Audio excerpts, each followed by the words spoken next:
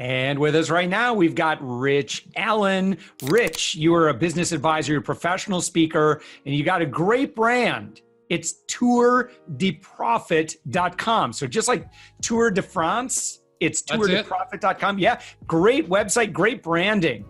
So Rich, thank you so much for joining us. Josh, thanks for having me on, man. Enjoyed it. Rich, what is the problem that you solve for business owners? What I do, Josh, is help business owners engage their team in a way that allows them to be able to get the benefit of them not having to do all the work in their business. Let their team really get after it. All right, so I'm coming to you for a little bit of psychological counseling because I have an amazing team, but I still find myself working 12, 16-hour days. That's not uncommon, I know. No, not at all. So what's wrong with founders? Why do we do that? A lot of the time, Josh, we are so particular about how we want things done. That's it. That we do it ourselves, right? We don't have the confidence in somebody else doing it.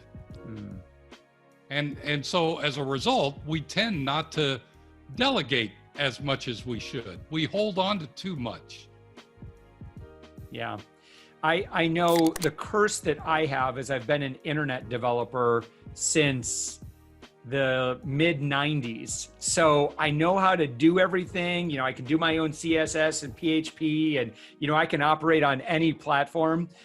That's not necessarily a good thing. I mean, it's great to know that stuff, but man, it is so hard for me to relinquish that. Oftentimes, Josh, I find that the business owner that knows the least about their business is the best business owner. Because then they can actually do the work, right? They can't turn the dials. So what they do then is spend their time focused on running the business. And a lot of times we find ourselves, if we know the business well, we'll get in, we'll do the haircuts if we know how to do haircut, right? But if we don't, we'll let others do it while we run the business. Yeah. Okay, so what are the steps to letting go? Well, the first step is, and as you know, and everybody does, right, is you got to know where you want the business to go.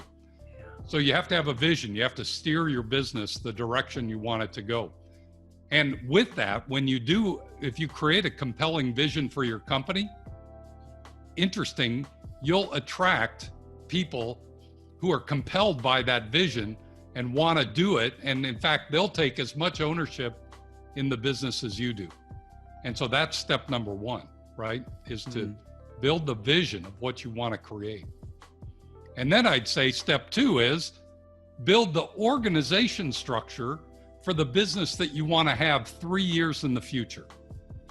Most people only build their org chart for what it is today, and it's a small organizational chart because they do it by person. I say do it by function and do it 3 years in the future, because then you can truly paint the picture to everybody what you want the business to be and what responsibilities need to be completed in the business. So kind of an example that's I can, just since we're talking about this is we're kind of moving how we do our memberships, where we're trying to, this kind of exclusive membership, we're making this way more accessible, and we're kind of moving from one platform to another. So technically, over the past 5 days, I've spent way too many hours doing that myself. And the reason why is I guess I don't, the developer I have, I just don't think that she would be able to have the urgency that I have. Like, I really want this done and I want it done today. So if I were to give it to her, I'd have to be patient. There'd be all this communication back and forth. I know there'd be like things that she would do, and I'd be like, well, no, I don't really like it like that. I'm not seeing it. That wasn't my vision like that. So Rich, help me out. Well, here's where I think it starts, Josh, is, most people, if I were to ask most business owners, and perhaps you, and I would say, tell me what the job duties are for every person on your team. Most everybody has probably made them up themselves. In fact, most people don't have them written down. And I would say the three things that we want for everybody to know in their job is, what am I responsible for? How am I going to be measured? And what are the behaviors I need to have to be successful in this position? Right? And if we can, as business owners, think that through for each position on our team, once we give that to people, they say, oh, this is what you expect of me? Yeah. This is how I'm going to be measured? Awesome. I'm going to dive in and I'm going to get it done. But a lot of times we're asking them to read our minds on how quickly we want it done, how urgently we want this to happen, right? And a lot of times, most of our team members aren't good mind readers. Yeah. So in terms of hiring and onboarding, then we'll kind of start with hiring. Yeah. Maybe one challenge might be that a business owner may say, gosh, I really would like somebody who's at this level, but I don't have that budget. I only have this budget. What do you do? Here's what I would say to do. And I see this all the time because we help people do a lot of hiring and hire the right people. Most people, if you look at most job postings that are out there in the world, they're written for the skills that they want the people to have when they come and do the job. Yet, no one ever gets let go, or we never have frustration with somebody's skills. We have frustration with the behaviors they bring to the job. So I say start with fit first. Wow. Do they fit into the culture that you want to create in your business? Because in most cases, we can teach and train the skill if we have someone who has the right behaviors and right attitude and right in motivation, right? But oftentimes we'll work on skill first and typically when we look at skill, that's when it becomes a price objection. Where if we were to look at fit, which is a cultural thing, then we'd find people that are really excited about joining our team. Yeah. So what would a job posting look like if you're posting for fit? A job posting that is looking for fit would look like, Josh, your marketing piece that you use when you sell your membership.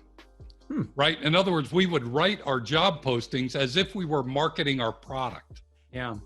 But you think about it, most job postings aren't written that way. They're written to tell you all the limitations, what you have to do, what you can't do, what you have to be able to lift, how often you have to work, whether there's overtime, rather than being a marketing piece. We ought to market our job. Wow. I like that. That's pretty good advice. So market the positions. I have seen some companies that, usually when they get to the higher level and they start putting a little bit more thought and resources into attracting great talent, well, they'll actually produce, videos talking about, here's how amazing it is to work here. Exactly. So why shouldn't we do that for every position on our team? I love that. All right. So you also, in terms of onboarding, like what are best practices for that, or what's kind of your main thesis on, really having that go successful? Here's a trick that I use with all my clients, and it works unbelievably. You tell somebody, look, for the first 90 days, I don't want you to change anything. I simply want you to come here, understand how we do business, get to know everybody on the team, and make sure that everyone on the team knows that you're a resource for them. And at the end of the 90 days, we're going to let everyone who's currently on the team vote on whether you get to stay. And at the end of it, and it does two things. It's a crazy approach, but the folks that do it, it works magic. Everybody who comes in says, all right, I got 90 days and I'm going to make everybody like me. And so they get these behaviors going of being very helpful and staying to do extra work. And if I'm done, ask somebody else how I can help them. And then on the other hand, it gets everybody in the business invested in making that person successful. This is so Okay, Rich, where do I learn all of this? Do you go through all this in your book? This is fantastic. Yeah, I do. This is, my book is all about, my dad used to run his own business, and frankly, Josh, he was terrible at it. Yeah. He was not a very good business owner, and he struggled his entire life. So what I did, just after my dad passed away, I decided to write a book and tell his story, and using all the things that he did right and wrong, but to help business owners get it right the first time. And many of these are just small things that frankly, when you think about them, they're pretty practical, but we get so in the middle of our business, we tend not to spend time thinking about this. Yeah. Yeah. So Rich, seriously, which I love when I talk to someone new, and I really can't wait to read this myself and get this to Elisa. Which book is this that I should? This is the Ultimate Business Tune-Up. Okay. And that is available on Amazon. It's available on your website, tourdeprofit.com. So I'm going to get a copy for me. I'm going to get a copy for Elisa, who's been kind of our de facto HR. There you so go. Right now, wonderful Elisa is like wearing 5 hats in the company. She'll love it. Oh, thank God for her. She's terrific. But, we go through that as well because, we're a completely virtual environment. We're moving very, very quickly. Right. So we have experienced some turnover when we bring someone in, and it's fine if it's not a fit, but it's frustrating because it sets us back time-wise. Of course it does. Right. And here's I think the big thought. You want to make it difficult to get on the team, but you want to make it, once somebody does get on the team, they know exactly what's expected of them. And I think a lot of times because the market has been so tight, it isn't obviously right now, but in the past couple of years, it's been really tight, and we've lowered the barrier. Yeah. And when we lower the barrier, it's easy for people to step out just as easy as it is for them to step in. We gotta lift the bar. Yeah. One thing that you talk about is employee engagement as well. And what's a great way to kind of assess that within an organization? In fact, I built an assessment for that very purpose, because I think this is what happens, right? People build great businesses, but then the people on the team aren't pedaling very hard. And you got to ask the question, why? Well, I think it has a lot to do with, similar to Maslow's hierarchy of needs, right? We've got really 3 levels. We worry about ourself and whether we're okay. Then we worry about those around us, our team. And then lastly, we can do the things that help our customer. So I think we have to be cognizant. We have to pay attention to those 3 specific categories of, is the person satisfied personally? Do I have a good relationship with my boss and my team members? And then lastly, are they connected to my customer in a meaningful way? That's what creates engagement. Yeah. If you don't mind, this is kind of fun here. So I've got your assessment open right now. And so the first question is, we each went through a comprehensive onboarding process and orientation program after being hired. So I'm going to give that probably about a 4. Probably. But not real great. not super comprehensive. I think a lot of what we end up doing is we bring someone in. All right, welcome to the deep end of the pool. Here's how we all came in, and we'll see if you survive, then I guess you keep the job. You're exactly right. Yeah. That's exactly what happens.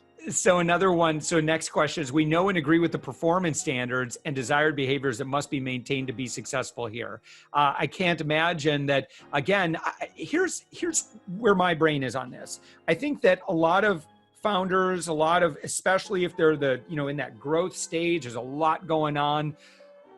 We will use the excuse, I don't have time to spend with a lot of measurements and that sort of thing. And so therefore, it's just like, it's all like OJT, and we'll see how things are going here based on how you show up to work. Right. And look, I hired you thinking you already know how to do this job. So just step in and do it. Yeah. But in reality, Josh, and you know this, right? Somebody could come in and they know how to do what you need done. But the question is, are they going to do it the way that you want your business to show up in the marketplace? And we have to be crystal clear on that with everybody on our team. It's critical. Yeah. Can you talk about, so one question here is, we understand how compensation, and I've skipped a couple here. So if you want the full assessment, well, you got to go to Rich's website. And Rich, tell people what website, and click on it's right in the top right-hand corner. Right. It's tourtoprofit.com. And in fact, I made a page that's /thoughtful for your listeners. If they want to get some free resources, I put them there. That's great. But you can get to this resource on my main homepage. That's fantastic. One other question is, we understand how compensation decisions are made in the company. That's nope. And tell me more about that. Like, how would you discuss that with your team? Here's the reality. Everybody, we know this because over half of the people currently employed in a business or in a job, they're actively looking for another job. And partly because they don't see what their next opportunity is. They don't see, or they hear other people talk about their compensation and they say, geez, I'm not being treated fairly. We tend not to talk about compensation because we don't really have a design behind it. We kind of react to the squeaky wheel. Rather, what we ought to do is we ought to be really clear with people that says, look, we pay at market for the base wage. We have a bonus plan. We have a profit sharing plan, whatever it is, but lay it out so that people can make their own informed decisions rather than making a decision based on rumors and innuendo that they're hearing from everyone around them. Any special considerations when filling out a sales team? Yes, I have a strong bias, if you don't imagine, Josh. I am not a big fan of commission plans for one reason. They're dopamine driven and it doesn't drive team behavior, right? If I'm in a commission role, that means I eat what I kill. And I tend not to then worry about other people on the team. What I'm worried about is whether I can close the deal. So I'm not a big fan of that, but I do think that there are ways around that if someone wants to be creative in how they design their compensation programs. Yeah. Well, great. So Rich, this is absolutely fantastic. You've got the assessment on your website. Tell me about the kind of the growth of your company. Like, where did you come from and how did you build it to the level that it is now? Josh, I used to run a manufacturing business.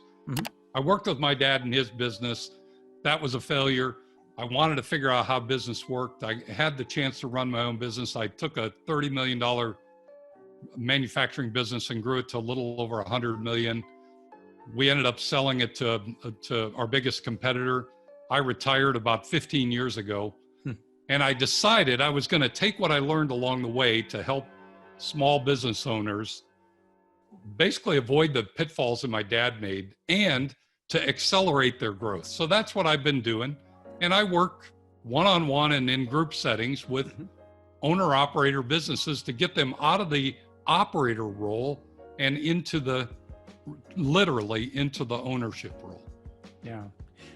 What is life like when you're in the ownership role? Well, life in the ownership role is where you're the cheerleader. You set the vision, you set the standards, you cheerlead your team, and you have people assigned in every operating role in the business so you can go focus your attention on the mission or passion that you're really all about, right? That's what life is like when you're in the ownership role. Yeah.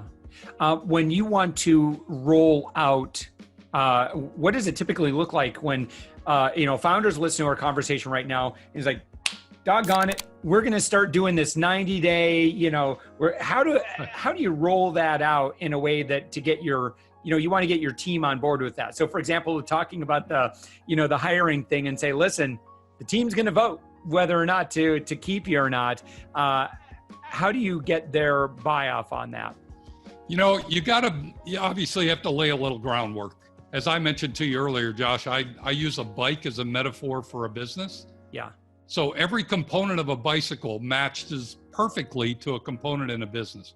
So the first thing is to figure out what part of your bike needs to be tuned up. What part of your bike should you focus on? And then once we map that out, then you can go in there specifically, make a few adjustments. And these small adjustments in different areas of your business can have a huge impact. But the place that it makes the biggest impact is being able to share with your team how a business works. And that's why I use a bike, because most people in the business have no clue how a business really works. They're just there for a paycheck. What I've found is when we can engage them in discussion that really makes sense to them, they can step up and help us solve the problem. So Rich, if you don't mind, what would you like, what is the general, in just a couple minutes, what are the general pieces of the bike and how do they fit into the business framework? Yeah, so really quickly, you steer a bike with the handlebars. So you steer a business with your vision, your standards, and your purpose, right? What matters more than just making you money. The frame of the bike is what holds everything together in your business. That's your organization structure, your accountability system, and your job responsibilities. The front wheel of the bike represents your ability to win new customers. So there are some details in there that you have to be really good at to be able to win new customers. The back wheel of your bike, obviously then, is how to serve those customers. And oh, by the way, Josh, both wheels have to go at the same speed or you're gonna crash. It's just a logical thing, right? Your brakes are your financial controls, because we have to know when to pull on the financial controls on either the front or the back wheel. And then we have a seat where our team sits, and that's our hiring program, our onboarding program, our compensation plan, our communication plan, our rewards program, all the things we do to make that seat so comfortable that our team will put maximum power to the pedal of our bike. Well, fantastic. Rich Allen, thank you so much for joining us again. You're a business advisor, you're a professional speaker. You're found on the web at tourdeprofit.com. And I'm actually on your speaking site as well, richallenspeaks.com. But I absolutely so excited to read this coming weekend. I'm going to read The Ultimate Business Tune-Up. This sounds absolutely so perfect for us. Rich, thank you so much. My pleasure. Thanks for having me on, Josh.